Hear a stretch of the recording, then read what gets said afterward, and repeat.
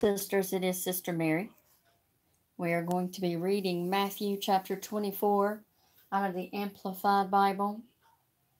Before I read Matthew chapter 24, I just want to say that we are praying and lifting up those in Pittsburgh this evening, and how fitting what we are about to read, signs of the end of this age. God bless you, brothers and sisters. Jesus departed from the temple area and was going on his way when his disciples came up to him to call his attention to the buildings of the temple and point them out to him. But he answered them, "Do you see all these? Truly I tell you, there will not be left here one stone upon another that will not be thrown down." While he was seated on the Mount of Olives, the disciples came to him privately and said, "Tell us, when will this take place, and what will be the sign of your coming and of the end, the completion, the consummation of the age?" Jesus answered them, "Be careful that no one misleads you, deceiving you and leading you into error. For many will come on the strength of my name, appropriating the name which belongs to me, saying, 'I am the Christ, the Messiah,' and they will lead many astray. And you will hear of wars and rumors of wars. See that you are not frightened or troubled, for this must take place, but the end is not yet. For nation will rise against nation and kingdom against kingdom, and there will be famines and earthquakes in place after place. All this is but the beginning, the early pains of the birth pangs, of the intolerable anguish. Then they will hand you over to suffer affliction and tribulation, and put you to death, and you will be hated by all nations for my name's sake.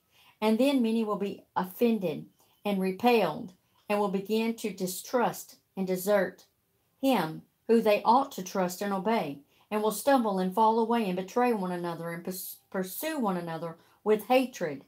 And many false prophets will rise up and deceive and lead many into error. And the love of the great body of people will grow cold because of the multiplied lawlessness and iniquity. But he who endures to the end will be saved. And this good news of the kingdom, the gospel, will be preached throughout the whole world as a testimony to all the nations, and then will come the end. So when you see the appalling sacrilege, the abomination that astonishes and makes desolate, spoken of by the prophet Daniel, standing in the holy place, let the reader take notice and ponder and consider and heed this. Then let those who are in Judea flee to the mountains. Let him who is on the housetop not come down and go into the house to take anything. And let him who is in the field not turn back to get his overcoat.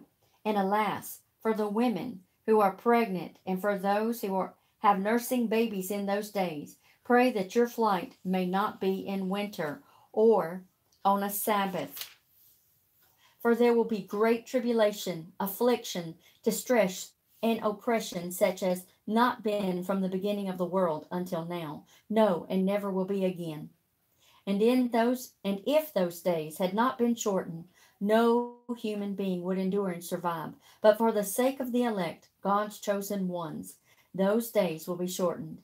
If anyone says to you then, "Behold, here is the Christ, the Messiah," or "There he is," do not believe it. For false Christ and false prophets will arise, and they will show great signs and wonders, so as to deceive and lead astray, if possible, even the elect, God's chosen ones. See, I have warned you beforehand. So if they say to you, "Behold, he is in the wilderness," desert, do not go out there. If they tell you, "Behold, he is in the secret places," or inner rooms, do not believe it. For just as the lightning flashes from the east and shines and is seen as far as the west, so will the coming of the Son of Man be. Wherever there is a fallen body, a corpse, there the vultures or eagles will flock together. Immediately after the tribulation of those days, the sun will be darkened, and the moon will not shed its light, and the stars will fall from the sky, and the powers of the heavens will be shaken. Then the Son of the Son of Man will appear in the sky, and then all the tribes of the earth will mourn and beat their breasts and lament in anguish, and they will see the Son of Man coming on the clouds of heaven with power and great glory. in brilliancy and splendor. And he will send out his angels with a loud trumpet call, and they will gather his elect, his chosen ones, from the four winds, even from one end of the universe to the other. From the fig tree learn this lesson. As soon as its young shoots become soft and tender, and it puts out its leaves, you know of a surety that summer is near.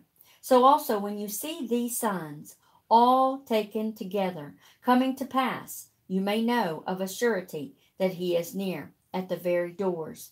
Truly I tell you, this generation, the whole multitude of people living at the same time, in a definite given period, will not pass away till all these things taken together take place. Sky and earth will pass away, but my words will not pass away.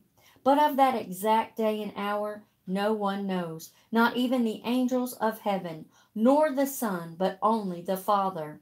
As were the days of Noah, so will be the coming of the Son of Man. For just as in those days before the flood, they were eating and drinking, men marrying, and women being given in marriage, until the very day when Noah went into the ark. And they did not know or understand until the flood came and swept them all away.